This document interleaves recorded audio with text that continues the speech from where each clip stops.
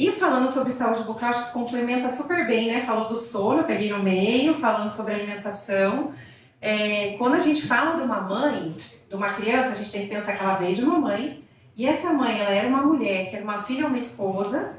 A partir do momento que ela se descobre grávida, ela vira uma mãe. E você está falando de saúde bucal, mas eu falo da gestante sim, porque tem muita repercussão, tudo aquilo que aquela gestante viver durante sua gestação, impactos em dente, impactos na saúde bucal daquela criança no desenvolvimento. Então é importante reforçar isso, que o pré-natal odontológico, ele já existe na saúde pública desde 1988, e o que eu vejo, porque eu tenho a realidade de saúde pública e consultório particular. As minhas mães no consultório particular, pouquíssimas fizeram ou tiveram acesso ou souberam que tinha que fazer o tratamento odontológico durante a gestação, porque existe muito medo, muito mito. Os próprios médicos, eles têm receio de encaminhar a gestante para fazer tratamento. Fala, não, espera a dor mais um pouquinho, daqui a pouco o neném nasce. Não é assim, isso vai repercutir no bebê também.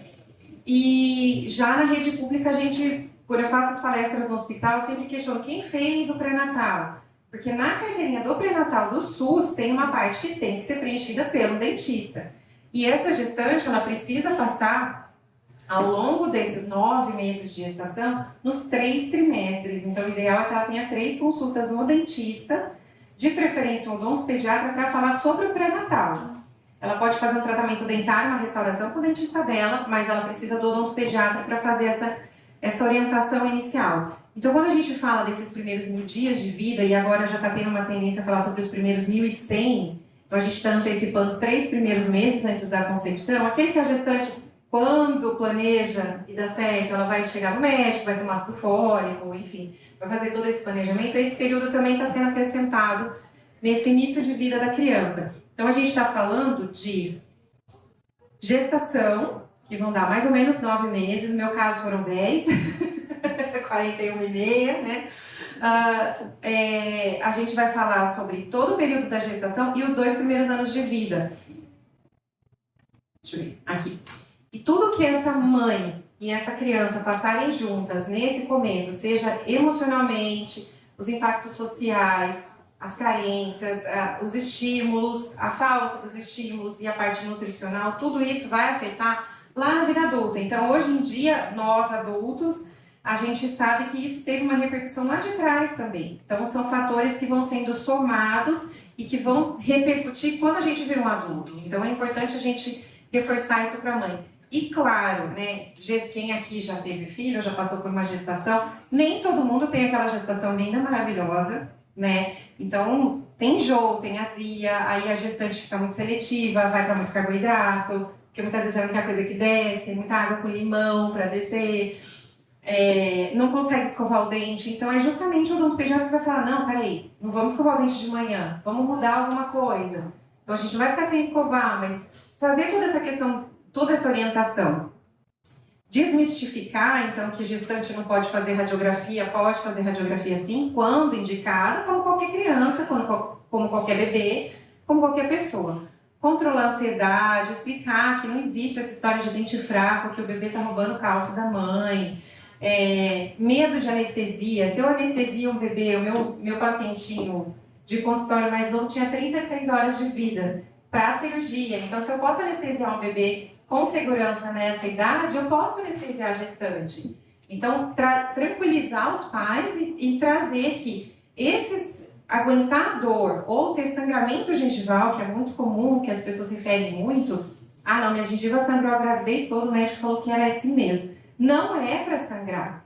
Gengiva, se ela está sangrando, é porque alguma coisa está errada. E sentir dor vai repercutir no bebê. Se tiver sangramento gengival ou qualquer outra infecção, precisam de um tratamento de canal, por exemplo. Essas bactérias, a gente já tem estudos mostrando que elas são capazes de cair na corrente sanguínea e chegar até o bebê. Vai dar cárie no bebê? Não, não é isso que a gente está falando. Só que ela vai trazer essa infecção, ela vai trazer outras repercussões. O que a gente tem de associação, a gente não pode afirmar, mas que a gente tem de associação hoje em dia, que problemas periodontais, essas infecções em boca, elas vão reduzir o peso, vão trazer bebês com menos de 2,5 kg, então baixo peso do recém-nascido, aumenta o risco do parto prematuro e também aumenta muito o risco de pré-eclâmpsia. Então, assim, por problemas odontológicos. Então, estudo feito aqui no Unicamp, no CAISM, então a gente sabe que realmente essas associações, e outros estudos também, mostram essa associação. Então, o bebezinho nasceu, o que a gente vai fazer? Vai higienizar a boca do bebê? Não. A gente não faz nada na boca do bebê até que o bebê tenha dente. Nada. Ah, mas o bebê tá com... O primeiro dente nasceu com 1 ano e meio. Tudo bem. Até lá você não vai fazer nada. Vai comer, vai tomar aguinha, que nem adorei na hora que veio o copo de água. Vai fazer só essa higienização. Não vai ficar passando gás, não vai ficar passando dedeira. Não vai fazer nada na boquinha do bebê. No Brasil, a gente tem uma clínica renomada de orientação uma clínica para bebês na área de odontologia. E eles, até algum tempo, eles ainda estavam preconizando isso para, vamos estimular, vamos acostumar. Não acostuma, não estimula, bebê dá trabalho para escovar o dente, quem tem filho aqui sabe que é difícil, mas a gente consegue passar por essa fase, precisa. E, principalmente para os bebês que estão em aleitamento materno, a gente sabe que a mucosa é uma área de absorção de tudo, de medicamento, de nutrientes, então não faz sentido nenhum a gente estar dando leite materno por todos os nutrientes e tudo aquilo que vai fornecer e a gente limpa depois. Então não se limpa a boquinha do bebê. E se vocês tiverem esse tipo de mordedor, que é a dedeira, na verdade, a gente usa como mordedor. Então a mãe está cansada, não quer deixar o neném no peito, então põe no dedo e deixa a criança ficar mordendo, porque por conta do estímulo da fase oral, o bebê realmente precisa comer. Precisa morder, perdão. Aleitamento materno a gente sempre vai preconizar, assim, eu também faço parte do Comitê de Aleitamento Materno da cidade de Campinas. Então, a gente está com várias ações para esse ano, aumentando muito mais do que foi o ano passado para esse. E assim, se eu ficar falando de aleitamento, eu acho que eu fico umas 5 horas falando, porque eu sou super a favor. Mas eu não sabia disso, Karina, numa outra ocasião de pra falar do aleitamento. Eu sou super a favor do aleitamento, eu acho que a mãe tem que aumentar o tanto que ela quiser, é a mãe que decide, aí desculpa o pai, tá? Com todo respeito aos homens, mas acaba sendo um vínculo mesmo da mãe. E tem mães, hoje agora, eu vim pra cá, e essa semana passada, 2 mães falaram pra mim, 2 anos a criança, eu, ai que delícia, ai tô querendo parar de amamentar, não aguento mais, olha, você fez super bem. Então assim, para na hora que a mãe desejar. Mas assim, são vários estímulos, principalmente para o desenvolvimento orofacial. Adorei na hora que a Fran estava falando da mastigação. Na hora, conforme for tendo caminhar da deglutição, da consistência dos alimentos, tem que usar dente, tem que mastigar. Minhas filhas, então como eu falei, né, tem 12, 13 anos, já são moças, uma época elas falam, você não vai mais ficar cortando fruta pra gente? Não, você tem dente, você vai usar. Porque a gente precisa usar a musculatura para fazer desenvolvimento ósseo. Por isso que a gente põe idoso para fazer musculação. A gente quer preservar o osso, entre outros motivos. Então, vamos estimular todo esse crescimento facial. Além de tudo, o bebê se desenvolve melhor, ele respira melhor, ele dorme melhor, o cognitivo se desenvolve melhor. Então, vamos incentivar. Às vezes não é possível. Mas quando a gente pensa na primeira infância, né? Então, o que é um bebê? Se a gente pegar uma criança aqui de 2, 3 aninhos e comparar com o recém-nascido, eles são bem diferentes, eles têm características fisiológicas diferentes, maturações que ainda não ocorreram em alguma fase. Então, dependendo do que a gente for trabalhar, ou exigir, ou pensar em postura, isso vai mudar a nossa conduta, tá? Quando o bebê tem que passar em consulta odontológica, de preferência na barriga da mãe, é a primeira consulta, pelo menos uma. Não conseguiu fazer uma em cada trimestre, pelo menos assim que nascer. Porque a gente avalia muito mais coisas do que dente. Não foi possível, então assim que puder, não precisa esperar ter dente para levar o dentista, tá? Porque dentista não vê só isso. Desconfigurou tudo. Juro que tava bonitinho, tá? O que a gente tem que avaliar? O dentista, o profissional que recebe um bebê, uma criança. A gente vai avaliar se a estatura e o peso corporal estão compatíveis, estão com aquilo que a gente espera ou não. Verificar se tem alguma assimetria facial, de cabeça ou de pescoço, mobilidade, se o bebezinho vira a cabeça para um lado, vira para o outro, como é que ele dorme, boca aberta, boca fechada, como que está sendo essa respiração, se tem alguma alteração na abertura da boquinha do bebê. A gente vai avaliar todos os freios, e não é só o freio da língua, são vários freios que a gente olha dentro da boquinha do bebê e cabe ao odontopediatra fazer essa avaliação. E se já tiver dente, a gente faz a avaliação dentária também. O tal do teste da linguinha, que é obrigatório nas maternidades, etc., é um ponto muito delicado. A Associação Brasileira de Odontopediatria não estimula, porque a gente tem muito falso positivo, muito falso negativo, porque os profissionais não são todos que são treinados.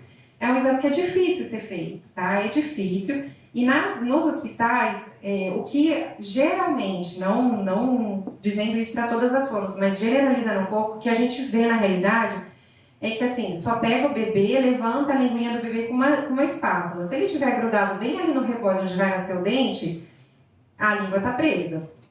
Ok. Mas não vai ter, nesse momento que o bebê é recém-nascido, uma manipulação de cavidade bucal, uma abertura da boquinha para fazer a manobra de elevação da língua. Muitas vezes o profissional não está habilitado, tem que ter um apoio da cabeça, você tem que saber o tanto que você pode abrir a boca do bebê, porque qualquer coisa você desloca. A gente tem medo de trocar roupinha, né? Parece que vai tirar o ombrinho do lugar. Então, é importante que seja levado para um profissional, porque existe todo um jeito certo de você avaliar isso aqui. Isso é uma postura correta da língua. Eu brinco que enquanto a gente está descansando, que nem vocês não estão falando, os dentes não estão encostados e a ponta da nossa língua tem que estar lá em cima, atrás dos incisivos superiores. Chama papila incisiva. Vocês já viram que o céu da boca da gente tem um monte de linha, né? É uma guia de orientação, é uma palatina. Então a gente já sabe que a nossa língua tem que ficar encostadinha lá. No bebê também. Então na hora que a gente está em repouso, a nossa língua está lá plena, levantada. Se ela está baixada, alguma coisa já está errada. Então a gente vai ter uma hipotonia de todo esse conjunto de músculos que compõem a língua. Então a gente vai alterar a respiração, etc. Falando sobre nascimento de dente, né? Aqui Estelinha feliz. O que o bebê vai fazer? Vai babar, vai coçar, vai comer mesa, vai comer celular, vai comer controle remoto, de preferência coisas bem sujas. Eles acabam tendo uma preferência. Mas o bebê coça muito ali na gengiva. Então ele vai tentar qualquer coisa que ele consiga roer, vai pegar o ombro da mãe, às vezes eles mordem até de deixar roxo na gente. Isso pode acontecer se o bebê tiver com 6 meses, que é o que a gente tem na literatura, que é a média de erupção do primeiro dente. Mas também a gente tem bebês que vão ter dentes com 9 meses, 1 ano. Às vezes o bebê já fez o aniversário, já está andando, tá carequinha e banguela. Coisa linda. Mas tá tudo bem. Se estiver passando em consulta, o profissional já está vendo. Eu consigo ver que o dente está ali sem precisar de uma radiografia. A gente já sente, é visível. Eu brinco que parece um colarzinho de pérola, porque a gente tem as bolinhas ali onde vão nascer cada dente. E esse processo de erupção, ele vai terminar até os 3 aninhos. Quando eu estava na faculdade, mais de 20 anos, a gente falava que até os 2 anos o bebê tinha que estar com 20 dentes, 10 em cima e 10 embaixo. A gente já mudou, porque teve bebê que com um ano e meio estava começando a dentição, então não ia dar tempo.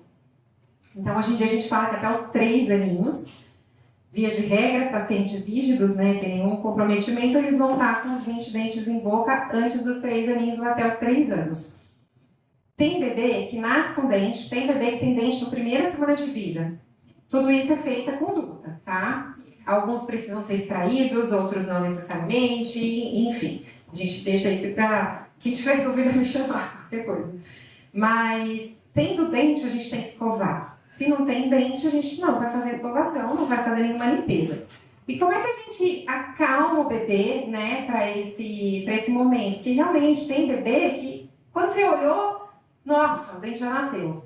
Agora tem bebê que não, que realmente fica muito incomodado. Não dá febre. As pessoas falam, dá febre, dá diarreia. Não. O que acontece é que o bebê está coçando tanto e ele sai comendo coisas muito limpas, como eu falei para vocês, pé de mesa, tudo que está no alcance. E o bebê facilmente se contamina, se tiver em creche, eles compartilham tudo e mais um pouco, né?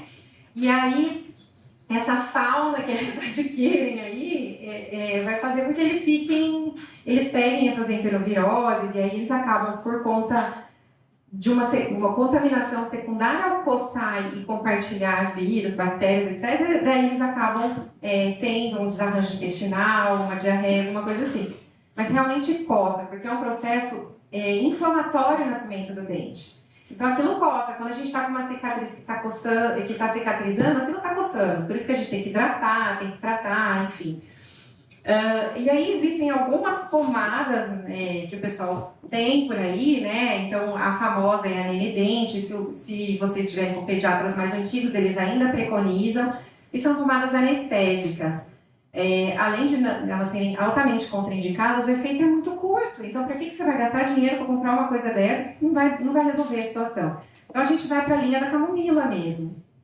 Então, se os pais não têm condição de comprar a camilha ou a camomilina C, e todas elas têm um tempo de tratamento, não é para sair usando, vai ficar um mês usando, fazendo uso do medicamento, não. Mas eu falo, pega um chá de camomila, você já está na introdução alimentar, qualquer coisa a Fran me corrige, mas eu sempre oriento assim, faz o chá de camomila sem açúcar, obviamente, congela e oferece dentro de alguma coisa que a criança possa dar uma mordidinha ou deixa gelado para ver se aquilo vai acalmando, sabe? Faz uma massagem com a camomila ali, porque aquilo já vai acalmando. De curiosidade, para quem quiser, eu tenho um canal no YouTube junto com uma outra amiga minha, tá meio desativada, assim. Esse ano eu coloquei só 2 vídeos, chama Tem Criança no Dentista, e aí a gente traz bastante informação, são vídeos muito, muito mais completos, tá? Sobre vários assuntos da odontopediatria.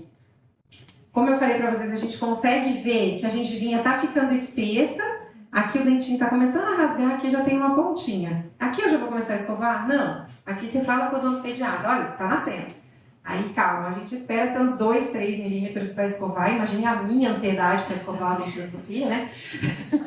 E na via de regra, assim, são os 2 primeiros de baixo, depois os 4 em cima. Existe uma sequência esperada. Mas pode sair da sequência? Pode. Semana passada estava no consultório, nasceram os 2 inferiores e os 2 laterais. Fica parecendo um vampirinho. Mas teve um também que eu contei pra você, né? Teve uma mãe, uma vez me ligou e falou assim, os primeiros dentes que nasceram foram os caninos superiores, eu tenho um vampiro. Aí eu falei, não, você tá vendo errado, né? Aí ela assim, não, eu te juro. Vamos ver, era isso mesmo. Atrapalhou alguma coisa? Nada. Só foi diferente. Mas não atrapalhou nada, ele já é um moço, já tá com acho que 8 ou 9 anos, e isso foi lá do dentinho de leite, não atrapalhou em nada. Mas a gente vai escovar, por isso que a gente tem que sempre olhar, pai e mãe, tem sempre que olhar a boquinha do bebê, porque a gente tem que ver o que tem lá dentro. Mordedores, não precisa gastar muito, porque às vezes a gente se empolga e eles não pegam. Eles vão querer caixa, eles vão querer embalagem, eles vão querer colher de silicone, é gostoso também para eles comerem.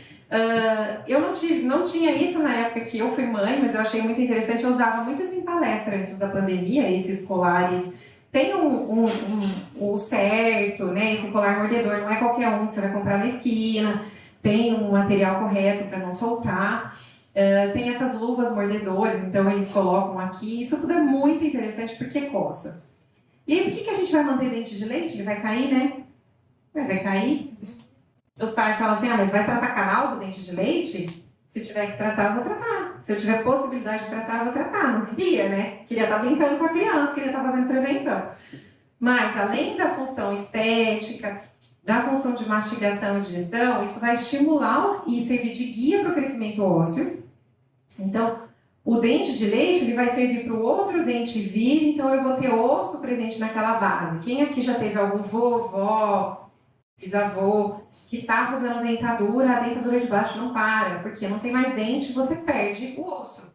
Então a gente precisa manter o dente ali, pelo máximo de tempo possível, ou pelo tempo correto dele. E além disso, ele também vai servir de guia. Por exemplo, meus pacientes lá do hospital, às vezes eu preciso, eles chegaram tarde para mim, então com cárie, perdeu o dente antes da hora, eu tenho uma menina lá, um caso triste, eu precisei tirar era só raiz, quando ela chegou com 5 anos, não tinha mais dente permanente, não tinha mais nenhum dentinho de leite, tive que tirar tudo e colocar uma prótese, uma dentadurinha nela. Ela tá na fase de nascimento dos dentes, mas tá tudo bagunçado, porque o dente não sabia onde ele tinha que nascer. Então o germe do dente, ele desvia.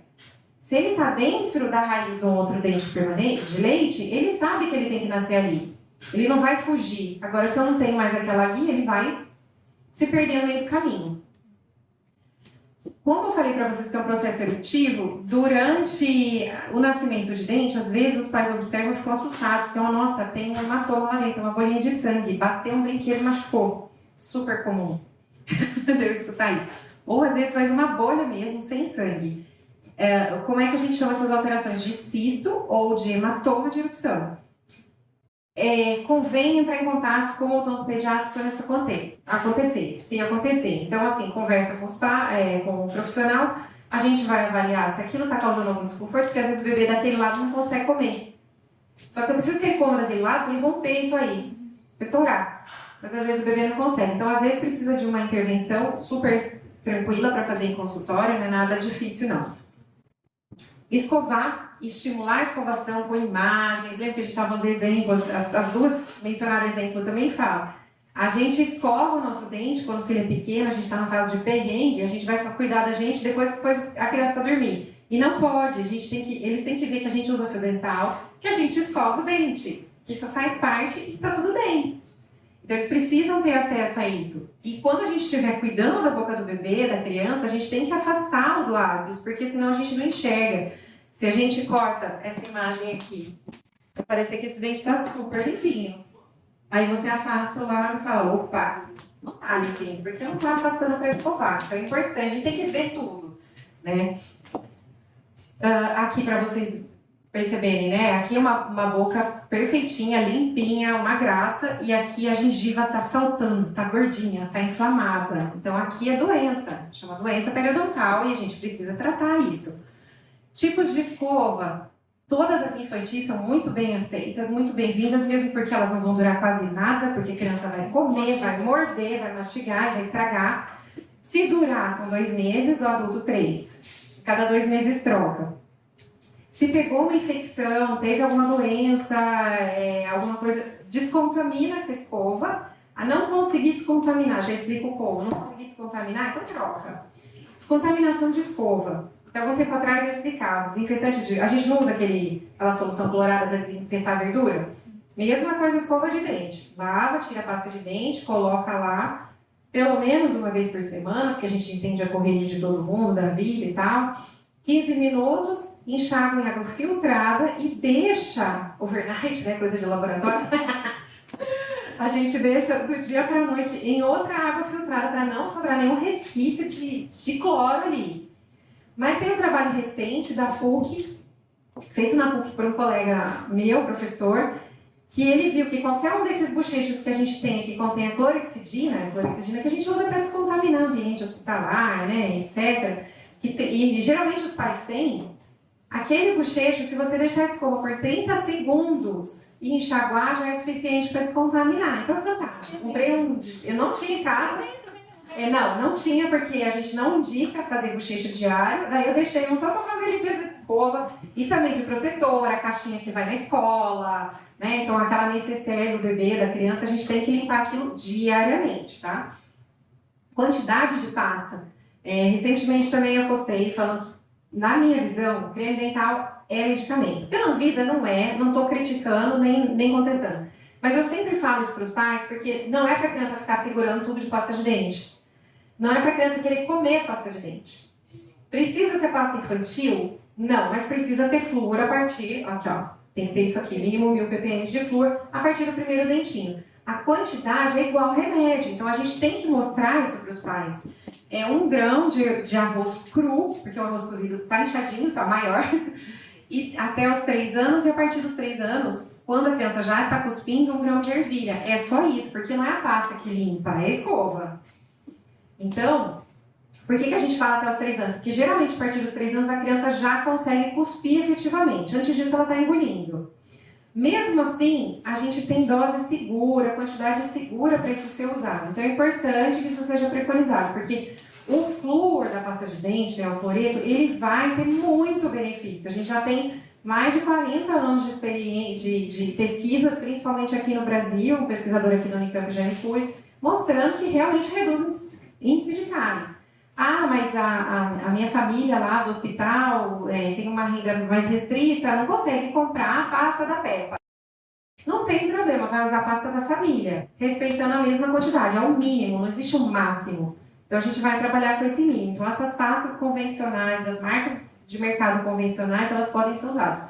Lógico, não vai usar nada de carvão ativado, branqueador, aliás, é gastar dinheiro, então não usem isso, tá? Como que a gente vai fazer? O profissional do pediatra, ele precisa mostrar para os pais que tem que afastar o lábio, quanto que vai escovar, como que vai escovar esse dente, que posição. Não muda do nosso. Lá de fora, lá de dentro de mastiga, não muda. Mas às vezes a mãe não está conseguindo, às vezes o pai não está tendo orientação, não sabe como fazer. A posição que vai pôr o bebê para fazer. Então eu gosto muito dessa posição aqui, que é joelho a joelho, ó. Então, um dos pais, né, um dos criadores, cuidadores, deita a criança, deita o bebê no colo do que vai fazer a escovação, e a gente escova o dente, passa fio dental e tá tudo bem. No consultório é um pouco mais difícil, são poucos que a gente usa para modelar, né, porque geralmente não é assim, mas aos poucos a criança, até os 3 aninhos, o bebê vai entendendo que isso aqui tá tudo bem, cuidou, com amor, com carinho, eu vi o que eu precisava ter visto e assim a vida segue. Vai passar 1 ou 2 vezes por ano no dentista e tá tudo bem. Aqui a minha Sofia, né? A gente tem que estimular. Então tem que deixar eles comerem escova, né? Porque eles têm que ver que aquilo é legal, então tem que ter cor. Tem que, conforme a criancinha for crescendo, a gente leva no supermercado, mas também leva na parte de escova de dente e fala, olha que legal aqui. Entendeu? Então vamos lá. Tem que deixar eles escolher. Quer um do Star Wars, legal, super. Então, sabe?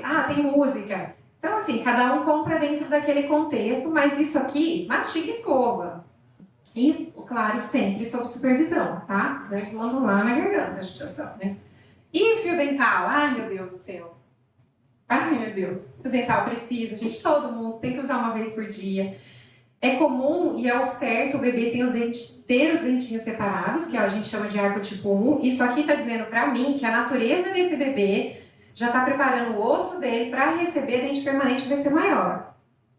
Quando o bebê tem o dentinho mais juntinho, eu sei que esse bebê, quando virar uma criança de 5 anos, precisa passar por um ortodontista, precisa arrumar esse osso para caber todo mundo depois, senão não cabe. Mas, não importa se o dentinho está separado ou se o dentinho está junto, a gente vai usar o fio dental, é seguro de vida. Você falou alguma coisa, Fred, de investimento, alguma coisa assim? Alguém falou alguma coisa assim? Eu falo, isso aqui é seguro de vida. Se você passa fio dental todo dia e demora para acostumar, né, um comecinho, mas depois acostuma, porque você vai chegar com 4 ou 5 anos, aí eu não tenho um dente alterado, eu tenho 2. Então tem que usar. E se a criança dá trabalho para fazer uma consulta de rotina, imagina para tratar. E aí eu tenho que fazer isso. Então, assim, se não tratar, isso vai progredir para uma doença muito mais grave, um comprometimento maior. Então também, não existe fio dental infantil no sentido assim que ele tem alguma propriedade diferente. Ele vai ser lúdico, ele vai ser colorido. Eu gosto muito desses de alça, mas aí a gente põe no reciclável depois, né, a parte plástica. Será que dá para passar vídeo? Se eu apertar vai aparecer o vídeo? Não.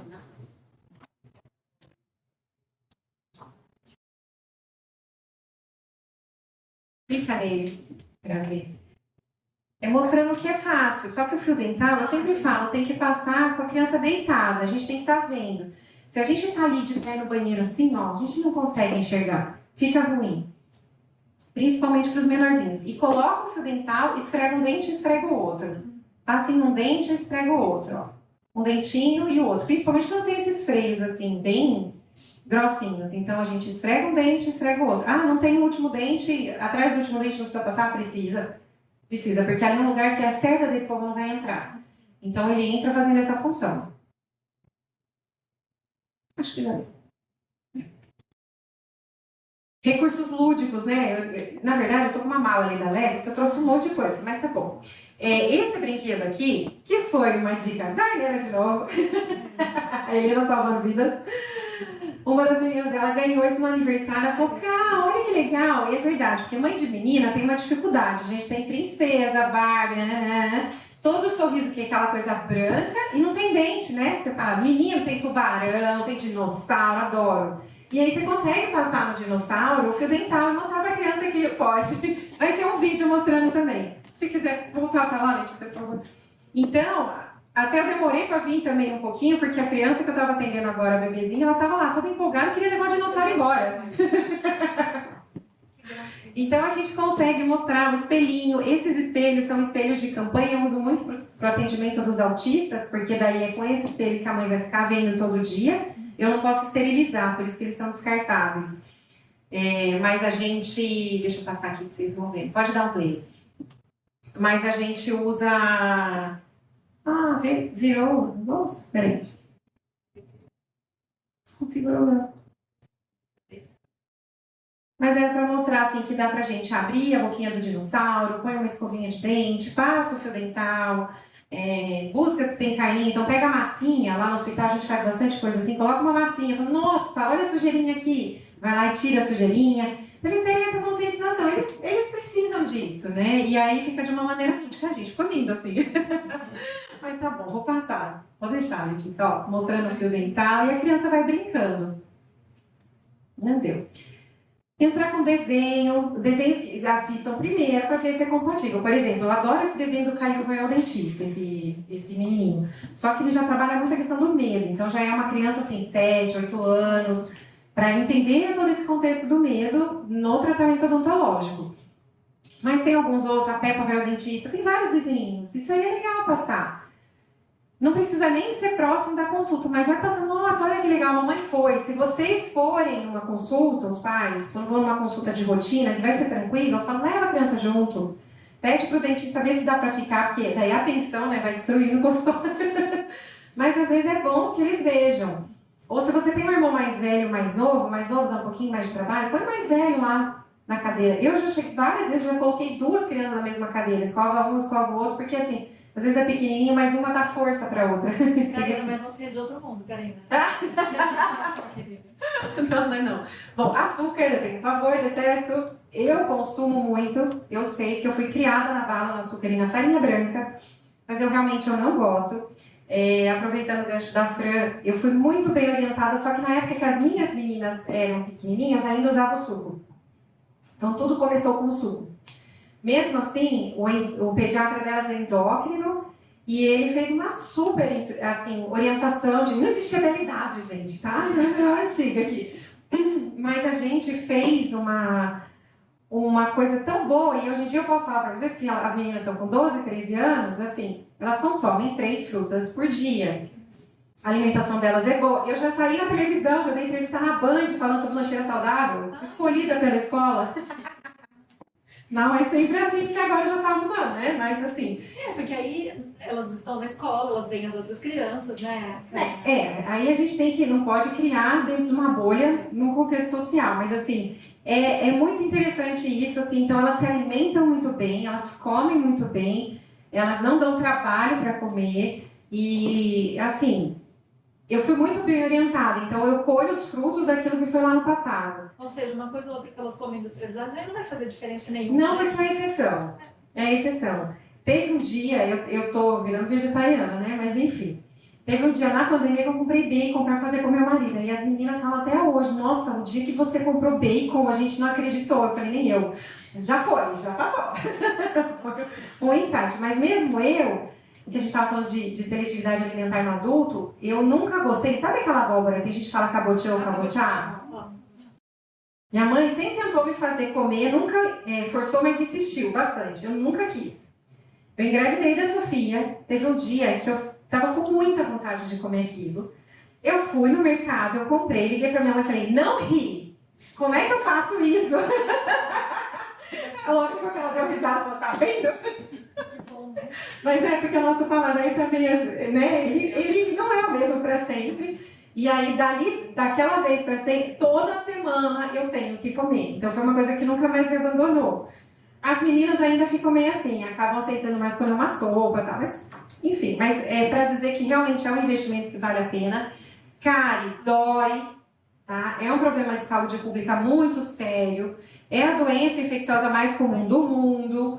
Então a gente acaba tendo uma realidade muito triste, a gente ter criança sentindo dor. E quando a criança chega pro dentista, dá a impressão que o dentista que é o malvado, porque o dentista vai ter que anestesiar, vai ter que fazer, vai ter que segurar, porque a criança não vai colaborar. Mas é isso que a gente quer. Então é um investimento, alimentação, saúde, tudo que a gente está fazendo para estimular a leitura, o sono, que nem ela falou também, adoro, porque isso aqui dói demais, dói em mim ver isso aqui, dói demais receber uma criança assim, e dói também, como eu falei pra você, essa aqui é uma bebê de 2 anos, que a mãe cansou de pedir ajuda. E profissionais, colegas da minha área, ao invés de acolher, entender o que estava acontecendo aqui, buscar ajudar, vamos mudar aos poucos, não muda do dia para a noite, ninguém muda hábito do dia para a noite. Acolher essa demanda e falar, mas não, estava dando bronca só, como é que você deixou eu chegar nesse ponto? Então essa mãe falou para mim, eu não tenho coragem de ir em lugar nenhum, porque eu só tomo bronca. Essa menina hoje, aqui ela estava com 2 anos, hoje em dia ela está com 10 e está super bem. Então assim, foi todo um contexto transformador assim, na vida dela, mas eu precisei fazer várias extrações, colocar prótese também, é isso aqui que a gente quer para a criança. Questão de hábitos também, tudo isso a gente passa lá na consulta do pré-natal. Olha, mãe, não vamos estimular a chupeta, não vamos, você quer amamentar? Não vamos entrar com a chupeta. Lógico que prematuro, síndrome, tem algumas exceções, algumas questões que eu não vou entrar aqui, mas falando das crianças do modo geral. A gente não vai estimular, a criança precisa fazer uma sucção não nutritiva no peito. Isso até entre 9 meses, 1 ano, mais ou menos, para. Depois ela não precisa mais. Se entrar com algum bico, é importante que o odontopediatra saiba, para a gente poder fazer as orientações. Não esconde. Eu falo para os pais, não esconde, eu não estou aqui para dar bronca, eu estou aqui para te ajudar. Na verdade, ajudar a sua criança também, né? Então, senão fica muito mais difícil, fica um apego muito grande da criança ao bico, seja uma mamadeira, uma chupeta, um paninho, que só pode ser aquele pano, não troca o pano, e é o paninho de chupar, não é só o paninho de encostar e dormir. Então, isso tudo altera a respiração da criança, a arcada, a deglutição. Então, de acordo, com o Ministério da Saúde, criança que mama no peito, ela não necessita de nenhum tipo de bico artificial. Eu não gosto de nada muito radical. Então, assim, quando eu tive as meninas e eu precisava voltar para a Unicamp, eu odonto da Unicamp em Piracicaba, morava aqui, moro aqui, né? Eu cheguei, eu ordenhei o leite, a Sofia estava com 3 meses, né? 1 hora para ir, 1 hora para voltar, já foi 2 baladas. Aí eu vou chegar e voltar? Não, né? Ordenhei o leite, peguei o copo, peguei a minha filha, sentei, virei para minha mãe e falei, é assim que você vai fazer. A minha mãe olhou para mim e falou, você tá louca. Eu entendi tudo, não, nem contestei. Porque ela falou, filha, ela vai engasgar, eu não sei o que fazer.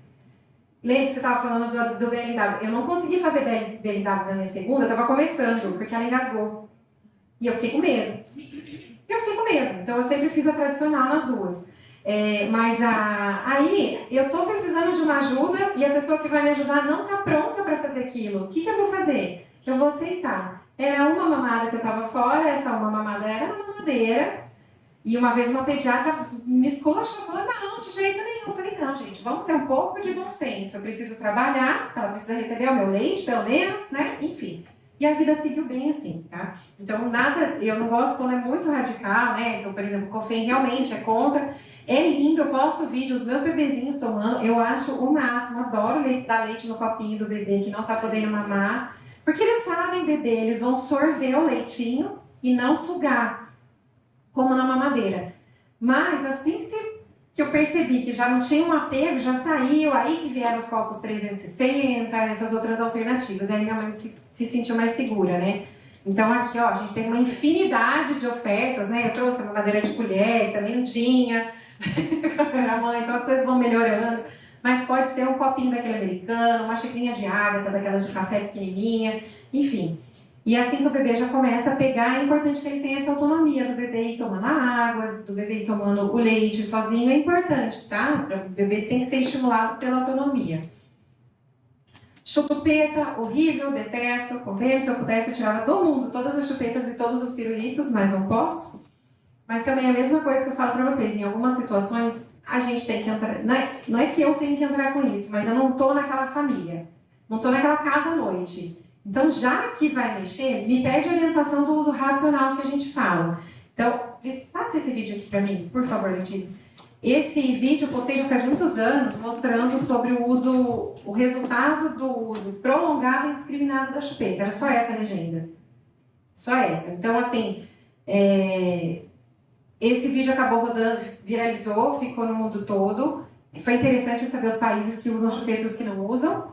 Mas o impacto é muito grande. E quando eu mostro esses modelinhos, eu tô com eles aí, inclusive essa chupeta também. Quando eu mostro essas 2 mordidinhas para uma criança a partir de 2 anos, eu mostro a boquinha alterada e a outra boquinha, eu falo para ela, qual que você acha que é bonito? Não falo qual que é a dela. Qual que você acha que é bonito? 100% vem para a oclusão correta. Aí eu falo, então, vamos deixar a chupeta? E aí a gente começa a trabalhar isso, mas eu trabalho muito os pais, né? Então tem que ver se eles já estão prontos para aquele momento. Muitas vezes a criança tem que ir para o psicólogo. Tirando chupeta, a oclusão, ela corrige naturalmente? Então, até os 2 anos sim, mas eu tenho pacientes que depois, que saíram até os 4 anos e o osso voltou bem. É que às vezes já cruzou mordida lá atrás, o molar já cruzou, aí realmente fica muito complicado.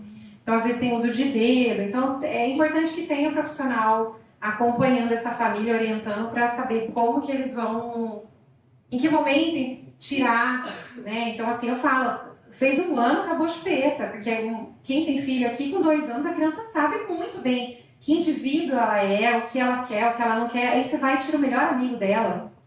Então é uma violência, daí você tirar bruscamente nesse sentido. Principalmente para quem chupa dedo, né? Por exemplo, minha filha Isabela, ela chupa o dedinho.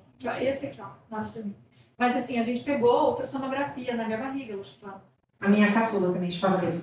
E aí, quando era menor, qualquer coisinha, sabe, ela ficava triste, tipo, agora não. É quando vai dormir, aí dormiu, soltou na boca, sabe?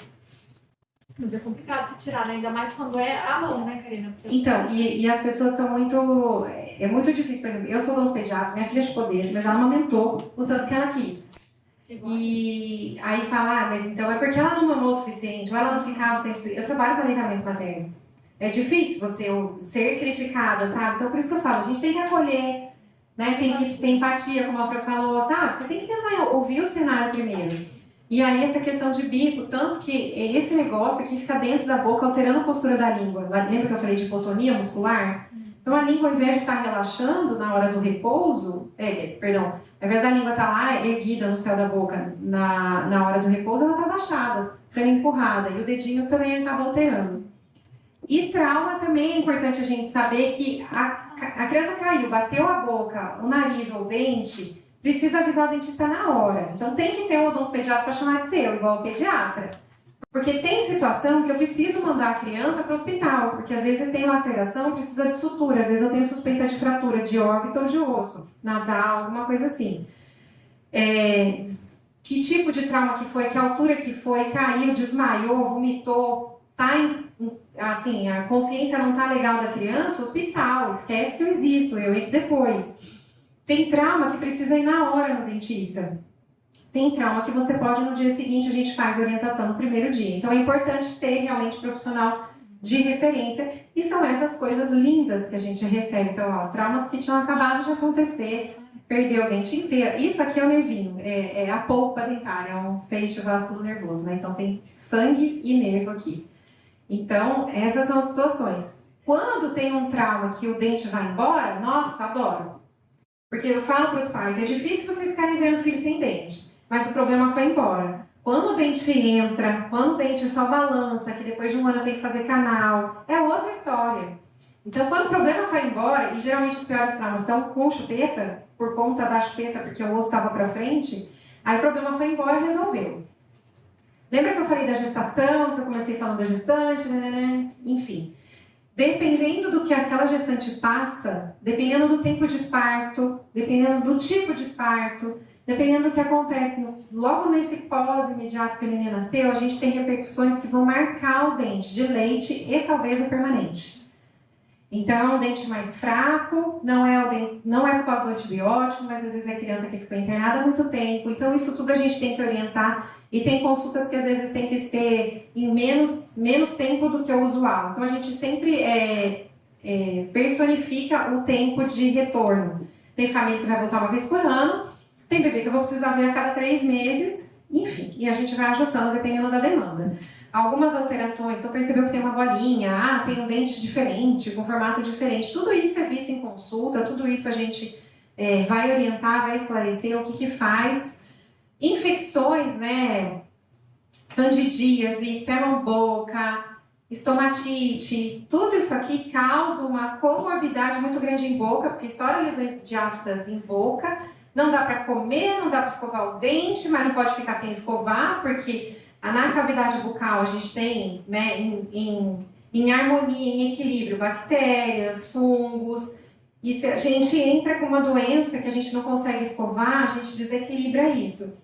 Então, não é raro a gente ter, por exemplo, uma candidíase, que é por fungo, secundária a uma criança que estava com problema viral. Porque não conseguiu escovar, aquele ambiente ficou favorável para proliferar cândida. Então, a gente tem que fazer essa orientação. Então, não pode deixar de passar com o profissional, desde que tenha acesso. Bruxismo é outra queixa muito comum no consultório. Filhos de bruxistas provavelmente serão bruxistas também. Tem várias causas, daí isso precisa ser trabalhado e entendido em consulta. Tem uma fase que a criança está começando a ter dentinho, que ela realmente não vai encostar o dente no outro, vai ver que faz barulho. Ok, mas vamos ver até que ponto isso pode ser configurado como bruxismo ou não, tá? Mas a gente tem casos, sim, que as crianças destroem os dentinhos, né? E a gente precisa entrar com placa, mas tem um momento certo, a mesma coisa da placa do adulto, tem várias condições. As urgências, como eu falei para vocês, né? Então apareceu qualquer coisa de diferente, a gente vai mexer. Dor, se está com problema, está com abscesso, que é uma infecção muito grave, principalmente quando é em dente superior, que isso pode realmente ir para a via aérea, um trauma. Bebê que não consegue mamar. Então tem situações que a gente tem que tratar e tem que tratar. E aí, como é que a gente vai fazer isso? Com muita proteção, com muito carinho, mas a gente precisa fazer a estabilização da criança e muitas vezes a abertura da boca. Então a gente precisa entrar com vários abridores, então tem vários tipos de abridor. Tem o PedWeb, que é aquele lençol. Quando a Estela, minha mais nova, caiu e abriu a boca, abriu uma boquinha, assim, um talo aqui na nuca, precisava dar ponto. Aí eu cheguei, ela tinha 2 anos, cheguei no pronto-socorro, falei, e aí? Falei, pode raspar o cabelo, se precisar. Ele falou, não, nem precisa. Ele falou, mas mãe, todo delicado, era um médico japonês. A gente vai precisar. Eu falei, não, já sei. Quer enrolar? Dá aqui um lençol. Enrolei, abracei, anestesiou, suturou. Como é que, você acha que uma criança de 2 anos vai colaborar para fazer? Não vai. Mas a gente precisa fazer, então a gente tem que resolver o problema.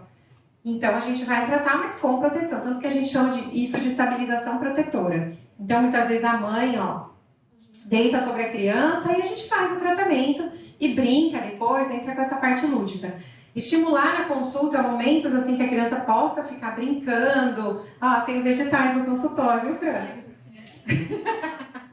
Ô, Karina, eu ia até comentar com você que agora tem os kits de brinquedo, né? Minha filha ganhou da minha sogra, dentadurinha. Não, fantástico. Só que tem um desses kits aqui, que o espelhinho tem um dente triste. Então é legal colar um dente feliz em cima, tá? Porque senão fica só o dente triste, daí ela vai falar, nossa, mas o dente tá triste. Então só se tiver 2, ou então vira, põe um espelhinho, troca o adesivo, então ela vai achar assim. Vem 2, vem um amarelinho triste e vem um branquinho feliz. Fantástico. O que eu tenho no consultório ainda é o triste. Aí eu pego o outro, aquele de campanha, que é esse amarelinho aqui, para as crianças ficarem brincando. Então eu faço muita modelagem com autistas, né? Então a gente tem pacientes muito fóbicos, eu trabalho muito com fobia. Esse aqui tem síndrome de Down. Ele não queria sentar na cadeira, pois o pai dele, você não sabe disso do seu pai, depois eu fui lá e cuidei dele. Sim, não queria, mas tá bom. Então, recompensas, né? São reforços positivos. Essa aqui também é uma paciente sindrômica lá no hospital, perdeu a fivelinha porque ela saiu correndo, ela não queria entrar na minha sala de jeito nenhum. Eu peguei a fivelinha dela lá assim, eu coloquei lá na cadeira e falei, viu, tem uma coisa lá na sala que você esqueceu. Daí ela voltou, viu, e ela foi e deitou. Então, sabe, são nuances, são coisas assim que vale a pena, sabe? Essa aqui também foi interessante, era uma pacientinha que eu precisava fazer tratamento de canal, a mãe psicóloga, a gente já tinha combinado que ia usar o PedWrap, que é esse lençol, né, a roupa do abraço, só que no dia, do nada, ela levou todas as princesas dela, isso aqui não era meu do consultório. Aí eu falei pra mãe, nossa, deixa eu contar uma coisa pra você, a mãe só olhando, eu falei, olha aqui como elas vão ficar felizes. Então a gente pôs primeiro as princesas e depois a gente colocou, então isso é manejo de comportamento. Tá? Tem situação que a gente tem que levar a criança para o hospital? Tem, mas a gente não quer que eles passem por medo. A gente não pode passar as nossas experiências para a criança. Ai, meu Deus, não acredito que vai ter que tratar o canal. Ai, você vai anestesiar. Não entra nessa sala que ela tem injeção. Lá no hospital eu falo, injeção é médico e enfermeiro, não sou. Eu dou anestesia, é diferente. Mas tem muitos lá que nunca viram a agulha, então a gente vai... desconfigurou, estava tão bonitinho. Aqui era só para falar para vocês assim, que eu sempre falo para as minhas alunas, o paciente ele tem que sair do atendimento melhor que ele entrou. Seja físico e emocionalmente. Se possível, tudo. Então, vai fazer uma coisa que é difícil? Vai. Mas a gente vai curar, a gente vai tratar, a gente está resolvendo, a gente está cuidando com carinho e com competência, né? Sempre baseado em evidência.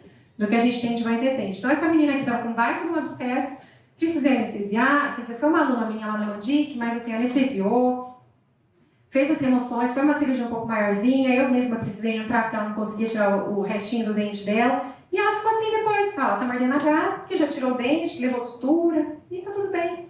É isso que a gente tem que ter, é isso que a gente quer que eles guardem. Vão ser poucos momentos difíceis, e a maioria dos momentos tem que ser momentos bons. Então, foco, força, né? E é isso, gente. Desculpa a correria. Ai, Karina, você é o quê? Maravilhosa. Todo mundo quer ter uma odontopediatra Karina dos filhos. Fala a verdade? Porque assim, a minha filha ficou doente essa semana, eu tive que levá-la para um socorro, porque a pediatra não tinha encaixe, né? Assim, naquele. E levei, e falei pro marido, a pediatra lá, empatia zero. Zero de empatia. Para uma criança de 4 anos, sabe? Aí eu vejo uma pessoa maravilhosa, uma Karina, igual a pediatra da minha filha, eu tenho por sorte ser uma pessoa incrível, gente, faz toda a diferença na vida deles, né? Infelizmente a Karina tá, né, já estourou o tempo dela, veio pegar as meninas, Tem umas mas... perguntas no YouTube, mas depois se você puder responder. Você acha que 5 minutos eu só aviso as meninas que a mãe está atrasada? Vamos fazer o seguinte, Tem vamos abrir, duas Leila, não perguntas. pra lá. Tem alguém daqui que quer fazer alguma pergunta pra Karina? Tá tudo bem? Você quer fazer o quê? Falando para não usar o celular, a pessoa está aqui. Fala.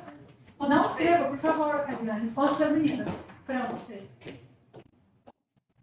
Karina, você falou da importância de fazer a higienização da escova, né? Todos os dias. Só que quando a bolsinha de higiene da minha filha vai para a escola, ela volta semanalmente. E eu tenho certeza que ela não faz essa higienização. O que pode acontecer, né? Qual o prejuízo que isso pode causar? Tá ligado, Lili? Como é que Ah, acho que boa sua pergunta, porque daí elas já vêm mofadas, né? Então, assim, é importante, dependendo da idade da criança, já orientar. Tem a toalhinha ali, seca bem, de preferência numa toalha de papel descartável, para guardar a escovinha com o protetor mais seca dentro da bolsinha e conversar na escola. Eu cheguei a ter conversa, quando as minhas eram bem pequenininhas, eu conversava na escola. Olha, se não tiver jeito de mandar todos os dias, pelo amor de Deus, dá uma olhada como é que tá, porque a criança não tem ainda, ela tá aprendendo, né? Ela tá aprendendo a limpar aquela escovinha. E ela é usada uma vez só. Né? Na escolinha, geralmente, é só na hora do almoço. Então, conversar, porque eu acho que também tem escolas que dão abertura para o dentista fazer orientação. Não só para os pais, mas também para os professores. Eu acho que isso também faz muita diferença na escolinha. Então, de repente, conversar, falar, olha, não tem como mandar todos os dias, é muito difícil, porque daí é certeza que a criança vai esquecer um ou outro dia. Tem escola que manda todo dia. Então, pelo menos ver se dá para orientar, se deixar papel toalha ali, para enxugar bem a escovinha e guardar. E aí, uma vez por semana, você faz como a gente falava antes dessa pesquisa, sabe? Uma vez por semana faz na solução com hipoclorito. E aqui, Karina, no YouTube a gente tem uma pergunta do Fernando que ele fala: para bebês com 8 meses, devemos já utilizar escovas de dentes e não utilizar gás? Então, cai naquilo que eu falei lá no começo, Fernando, né? Isso. Não sei nem pra onde eu olho. Fernando, então assim, bebê não. A gente não limpa a boquinha do bebê, mesmo que ele já esteja comendo uma feijoada, se ele não tiver dente. Então, a partir do momento que o bebê tiver dente, vai escovar com escova e pasta. Tá? Por isso que é importante ter a orientação do profissional para ensinar como é que vocês vão fazer isso, posição, porque às vezes o bebê não está colaborando. Mas se não tiver dente, não precisa fazer nada. Lógico, gente, às vezes o bebê deu uma regurgitada e fica aquela língua com aquele coalhada, né? Fica aquela. É um aspecto ruim. Aí nessas exceções a gente pode passar uma gase e remover. Mas não para treinar a criança e não para achar que não vai prevenir, que vai estar prevenindo cárie. Não, a gente vai ter cárie a partir do momento que tiver dente se mantiver a quantidade de alimento ali. Porque bactéria a gente tem desde a hora que nasceu. Alimentos tem desde sempre. Então só vai ter cárie na hora que tiver dente. E a Ruth perguntou: quando o dente permanente começa a nascer muito torto, tem uma intervenção precoce? Ou aguarda nascerem todos os dentes permanentes?